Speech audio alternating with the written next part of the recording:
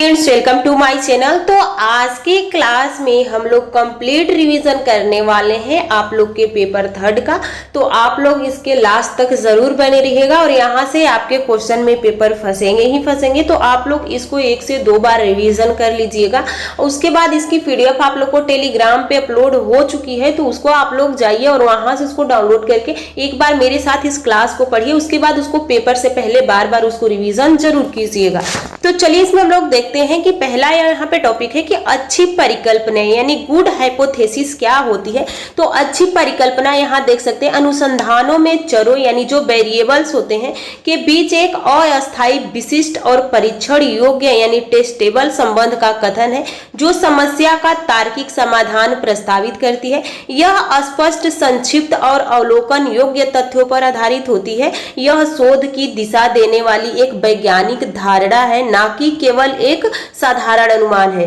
तो यहाँ पे जो अच्छी परिकल्पना का मतलब कि हम अपने दिमाग में हाइपोथेसिस करते हैं, किसी चीज के बारे में सोचते हैं, तो वहां पे हम अच्छी चीजों के बारे में सोच रहे होते हैं। यहाँ पे देखिए आगे इसमें कहा गया है कि अच्छी परिकल्पना के मुख्य लक्षण होते हैं। पहला लक्षण है कि यहाँ पे जो परीक्षण योग्यता है यानी टेस्टेबल क्या है, इसे प्रयोगों द्वारा सिद्ध या असिद्ध किया जा सके। विशिष्टता यानी ये स्पेसिफिक क्या होता है, यह चरों के बीच सीधे संबंध को दर्शाता है, ना कि अस्पष्ट को। तो ये सीधे किसी भी चीज को सीधे संबंध से जोड़ेगा, ना कि अस्पष्ट यानी जो कुछ भी स्पष्ट नहीं है उससे ये नहीं जोड़ने वाला है। अगला है यहाँ पे तार्किक यानी लॉजिकल क्या होता है, तो यह ज्ञान के और पूर्व शोध पर आधारित होता है। स्पष्टता यानी क्लियर क्या होता है, इसमें क्लियरिटी क्या होती है, इसमें कोई भ्रम नहीं होना चाहिए। जब कोई आप हाइपोथेसिस कर रहे होते हैं तो वहां पे क्या होना चाहिए, पहला तो परीक्षण योग्यता होनी चाहिए, विशिष्टता होनी चाहिए, तार्किकता होनी चाहिए और स्पष्टता होनी चाहिए।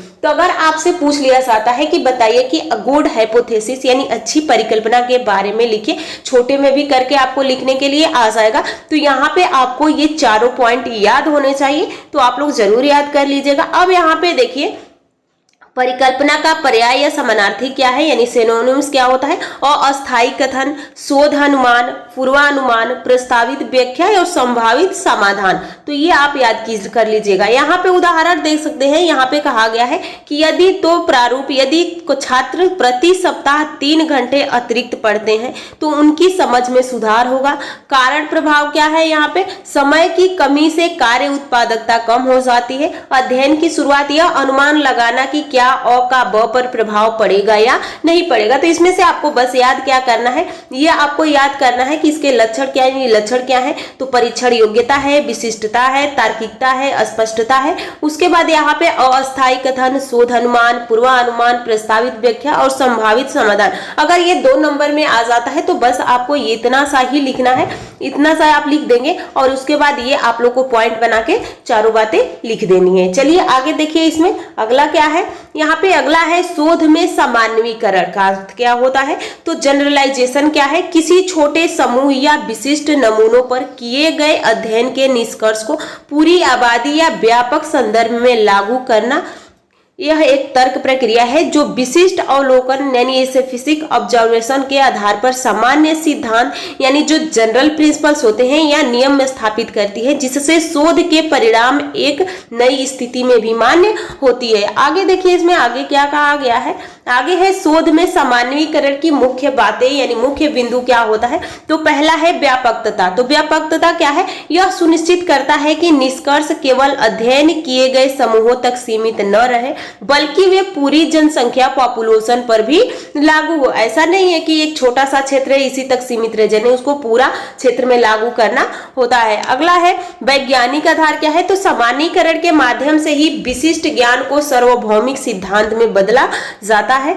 आगे देखिए इसके प्रकार क्या है, तो यहाँ पे कहा गया कि इसे मुख्य रूप से मात्रात्मक अनुसंधान यानी क्वांटिटेटिव रिसर्च में एक गुणवत्ता मानक माना जाता है, जबकि गुणात्मक शोध यानी क्वालिटेटिव रिसर्च में यह विवादास्पद हो सकता है।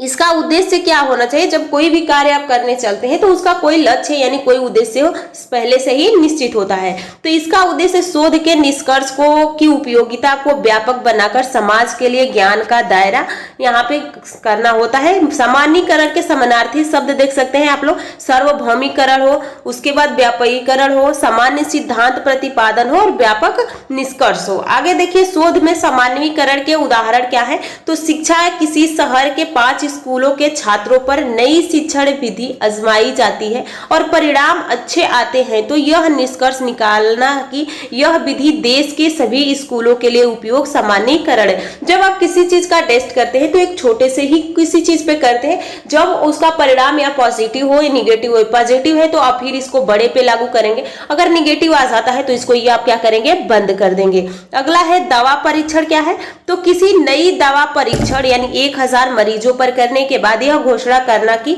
यह दवा बीमारी के लिए प्रभावी है तो पूरे मानव जाति के लिए उपयोगी हो जाता है, इसे हम सामान्यीकरण कहते हैं। शोध के वैज्ञानिक यानी व्यवस्थित पद्धति का उपयोग करके नई जानकारी, सिद्धांत और प्रौद्योगिकी का विकास करती है। वे परिकल्पनाएं, हाइपोथेसिस बनाना, प्रयोग, एक्सपेरिमेंट करने, डेटा का विश्लेषण करने और निष्कर्ष निकालने के लिए वैज्ञानिक विधि का पालन करते हैं। यह शोध सामाजिक, प्राकृतिक या तकनीकी क्षेत्रों में ज्ञान के विस्तार और समस्याओं के समाधान के लिए किया जाता है। आगे आप देख सकते हैं इसमें पद्धतियों के चरण होते हैं और चरण आपको याद होने चाहिए। तो यहाँ पे देखिए वैज्ञानिक अनुसंधान आमतौर पर इन चरणों का पालन करता है, जहाँ पे हम यहाँ पे देख सकते हैं कि इन चरणों पे इनका पालन होता है। तो पहला है अवलोकन और प्रश्न, किसी विषय पर प्रश्न पूछना। दूसरा है पृष्ठभूमि शोध, ज्ञात जानकारी का अध्ययन करना। परिकल्पना, हाइपोथेसिस क्या है, तो परीक्षण योग्य मॉडल का निर्माण करना और प्रयोग में परिकल्पना की जांच के लिए परीक्षण करना। अगला है डेटा विश्लेषण, परिणामों की सांख्यिकी विश्लेषण करना। निष्कर्ष, परिणामों के आधार पर निष्कर्ष निकालना और रिपोर्ट करना।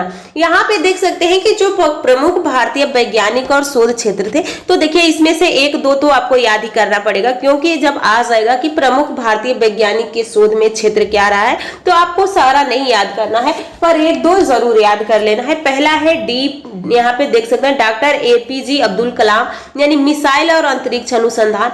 डी यहाँ पे डॉक्टर CB रमन, रमन प्रभाव प्रकाश के प्रकीर्णन। अगला है यहाँ पे होमी जहांगीर भाभा, भारतीय परमाणु ऊर्जा का कार्यक्रम। अगला है यहाँ पे देख सकते हैं डॉक्टर हरगोविंद खुराना, इन्होंने DNA पर शोध किया। जगदीश चंद्र बोसु ने बौद्धे में जीवन की खोज की। आदित्य पंत समुद्र विज्ञान और अंटार्कटिका की शोध की। तो यहाँ पे कुछ इन लोग का शोध है कि किसने किस पे शोध किया, तो यहाँ पे देख सकते हैं जैसे कि यहाँ पे जगदीश चंद्र बोसु को कहा गया है कि ये क्या किए थे, ये जो थे ये यहाँ पे बोसु थे, पौधों में जीवन की खोज की थी।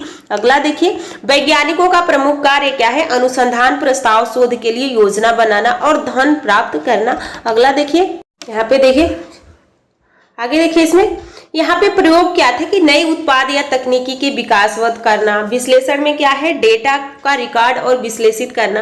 प्रकाशन में निष्कर्ष को पत्रिकाओं और सम्मेलनों में प्रस्तुत करना। आगे देखिए इसमें क्या है, मूलभूत अनुसंधान यानी बेसिक रिसर्च का मुख्य उद्देश्य नई थ्योरी, सिद्धांत या ज्ञान का विस्तार करना है जिसका तत्काल उपयोग नहीं होता है। इसके विपरीत व्यवहारिक अनुसंधान का उद्देश्य विशिष्ट वास्तविक दुनिया की समस्याओं का समाधान खोजना है। मौलिक अनुसंधान ज्ञान को बढ़ाता है जबकि व्यवहारिक अनुसंधान उस ज्ञान का उपयोग करता है। तो यहाँ पे ये इंपॉर्टेंट पॉइंट हो जाता है कि मौलिक अनुसंधान ज्ञान को बढ़ाता है जबकि व्यवहारिक अनुसंधान उस ज्ञान का उपयोग करता है। आगे देखिए इसमें आगे यहाँ पे कहा गया है कि मूलभूत और व्यवहारिक अनुसंधान में मुख्य अंतर। तो यहाँ पे बस यहाँ से क्वेश्चन आ जाएगा कि बता दीजिए जो मूलभूत और व्यवहारिक अनुसंधान है इसमें मुख्य अंतर क्या है। तो इसका उद्देश्य पहले देख लीजिए, मूलभूत अनुसंधान का उद्देश्य ज्ञान में वृद्धि करना है जबकि व्यवहारिक अनुसंधान का लक्ष्य किसी विशिष्ट समस्याओं का समाधान खोजना है। अगला है प्रकृति कैसी होनी चाहिए इसकी, तो मूलभूत अनुसंधान सैद्धांतिक होता है यानी थ्योरेटिकल होता है जबकि व्यवहारिक अनुसंधान प्रयोग आधारित यानी यहाँ पे इंपेरिकल और व्यवहारिक होता है। समय क्या होती है इसमें, तो मूलभूत अनुसंधान के परिणाम लंबे समय में उपयोगी होते हैं जबकि व्यवहारिक अनुसंधान के परिणाम तत्काल यानी इमीडिएट उपयोग के लिए होते हैं। आगे देखिए इसमें अगला क्या है, क्षेत्र मूलभूत अनुसंधान अक्सर प्रयोगशालाओं तक सीमित हो सकता है, जबकि व्यवहारिक अनुसंधान किसी भी कार्य क्षेत्र या व्यवहारिक परिदृश्य में किया जाता है। यहाँ पे किसी नई बीमारी के वायरस की संरचना को समझना मूलभूत अनुसंधान है, जबकि उस वायरस के लिए टीका विकसित करना व्यवहारिक अनुसंधान है। तो ये आप एग्जाम्पल याद कर लीजिएगा कि जो आपका मूलभूत अनुसंधान, जैसे कि किसी वायरस की संरचनाओं को समझना मूलभूत अनुसंधान हो जाएगा, जबकि हम उसका प्रयोग करेंगे, उसके जगह पे हम उसके इलाज के लिए कोई चीज का आविष्कार करेंगे तो उसको हम कहेंगे कि ये व्यवहारिक अनुसंधान है। आगे देखिए, अगला है क्रियात्मक अनुसंधान यानी एक्शन रिसर्च एक चक्रीय प्रक्रिया है जिसे मुख्य रूप से 4 चरणों के एक सर्पिला स्पाइरल के रूप में जाना जाता है। इसका उद्देश्य किसी तत्कालिक समस्या का समाधान करना है और कार्य प्रणाली में सुधार करना है। तो यहाँ पे ये चरण आपको याद होने चाहिए कि क्रियात्मक अनुसंधान के मुख्य चरण कौन कौन से। तो पहला, योजना। आप जब किसी भी चीज को करने, किसी भी कार्य को करने चलते हैं तो सबसे पहले आप प्लान बनाते हैं, योजना बनाते हैं। जब आपने अपना ग्रेजुएशन कंप्लीट किए होंगे तो आप कोई योजना बनाए होंगे, कोई आप प्लानिंग किए होंगे कि हाँ हमें इस तरह से अपनी प्रिपरेशन करना है, फिर हमें अपने जहां पे हमारा जो लक्ष्य है पहुंचना है। तो आपने उसमें से क्या चुना? आपके पास बहुत सारे ऑप्शन थे, आप एमएससी कर सकते थे, एमए कर सकते थे, आप बीएड क्यों चुना? बीटीसी भी कर सकते थे, लेकिन बीएड चुना क्योंकि आपको 9, 10, 11, 12 के टीचर बनने थे, इसलिए आपने किस लाइन को चुन लिया? आपने पहले योजना बना लिया बीएड को। अब आपने जब योजना बना लिया तो समस्याओं की पहचान करने के बाद उसके समाधान के लिए योजना का रणनीति विकसित करेंगे। आपको ये भी लगा कि हाँ हम बीएड कर लेंगे तो हम अच्छे से इसको हम कर सकते हैं, यानी ये हमारे बस का है, हम इसको कर लेंगे और फिर हम अपने लक्ष्य पे पहुंच जाएंगे। तो आपने योजना बना लिया, फिर क्रिया एक्शन यानी एक्टिव करेंगे। यहाँ पे बनाई गई योजनाओं को लागू किया जाता है और व्यवहारिक रूप से कार्य किया जाता है।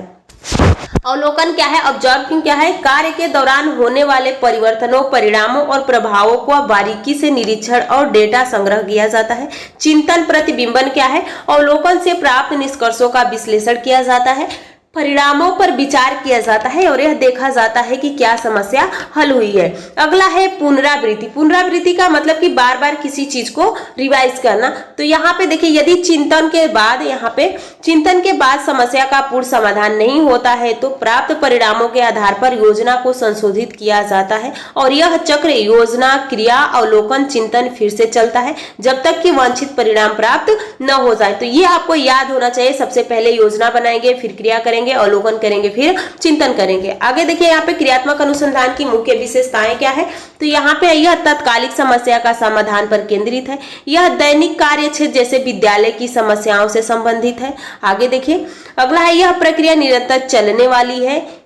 यहाँ पे शोध से पूर्व यानी शोध में पूर्व कथन या पूर्व अध्ययन का अर्थ क्या है? तो उन शोध कार्यों, लेखों और अध्ययनों से है जो आपके चुने हुए विषय पर पहले ही किए जा चुके हैं। यह शोध के पहले का ज्ञान एक व्यवस्थित सर्वेक्षण होता है। आगे देखिए, शोध में पूर्व कथन के मुख्य अर्थ और महत्व निम्नलिखित है। पहला है आधारशिला यानी उसका फाउंडेशन क्या होना चाहिए? तो यह आपके शोध के लिए एक सैद्धांतिक और तथ्यात्मक आधार तैयार करता है। ज्ञान अंतराल क्या है? ज्ञान अंतराल की पहचान में यह जानने में मदद करता है कि क्या अध्ययन किया जा चुका है और किस क्षेत्र में अभी भी जानकारी की कमी है जिस पर आगे शोध करने की आवश्यकता है। आगे देखिए, इसमें पुनरावृत्ति से बचाव क्या है? तो यहाँ पे आप देखते हैं, यह सुनिश्चित करता है कि आप वही काम दोबारा न करें जो पहले ही हो चुका है, जिससे समय और ऊर्जा की बचत होती है। अगला है यहाँ पे, आगे देखिए, संदर्भ यानी कॉन्टेक्स्ट क्या होता है? यह स्थापित करता है कि आपका अध्ययन मौजूदा अकादमिक साहित्य में कहाँ फिट बैठता है। तरीकों का चयन, यह आपको बताता है कि पिछले शोधकर्ता ने कौन सी कार्य प्रणाली अपनाई थी जिससे आपको अपना शोध डिजाइन तैयार करने में मदद मिलती है। अगला है परिकल्पना, अनुसंधान को दिशा कैसे निर्देशित करती है? तो यहाँ पे आप देख सकते हैं कि अनुसंधान का विशिष्ट लक्ष्य प्रदान करना। परिकल्पना के अभाव में अनुसंधान महासागर में भटके हुए नाविक की तरह होता है जहां शोधकर्ता समझ नहीं पाता है कि कहां से शुरू करें। यह अनुसंधान को एक निश्चित उद्देश्य, फोकस और स्पष्ट प्रदान करती है। जैसे कि आपको आप ही के एग्जांपल लेते हैं, आप जब बीएड करने हैं, आपके एग्जाम डेट आ गई, अगर आप क्लास कर रहे हैं तब तो आपको सब कुछ पता है, लेकिन अब जब आप क्लास ही नहीं किए हैं तो आप फिर से कंफ्यूज हो जाएंगे कि हम कहां से तैयार करें, क्या पढ़े क्या नहीं पढ़े। तो फिर आपको ढूंढते हुए मेरा चैनल मिला, फिर आपको मैं मिली, आपने यहाँ से पढ़ना स्टार्ट कर दिया। अब उसको आपको दिशा निर्देश मिल गया कि हाँ हमको ये चीज पढ़ना है, इस तरह से पढ़ना है। अगर ये मैडम की क्लास हम देख लेते हैं तो हम अपने अच्छे नंबर लेके आएंगे। तो ये आप क्या किया, आपने विशिष्ट लक्ष्य प्रदान किया, यानी आपने कोई ना कोई रास्ता ढूंढ ही लिया और आपको पता चल गया कि हाँ हम इस चीज को यहाँ से हम स्टार्ट करेंगे तो हम अपना अच्छा नंबर भी लेके आएंगे। आगे देखिए, अगला है उचित डेटा संग्रह का मार्गदर्शन क्या है। तो परिकल्पना शोधकर्ता को बताती है कि उसे कौन से आंकड़े एकत्रित करने चाहिए और किन से बचना चाहिए। यह व्यर्थ की जानकारी एकत्रित करने में बचाती है। जैसे कि आपके पास बीएड की बहुत मोटी बुक है, बुक मिल गई, आपने बुक लिया, आप किसी भी टीचर के हेल्प नहीं ले रहे तो आपको पता ही नहीं चलेगा कि कहाँ से क्वेश्चन बन सकता है, और आप प्रीवियस ईयर क्वेश्चन भी नहीं देखे तो आपके सामने प्रॉब्लम खड़ी हो जाएगी कि हम किस तरह से करें।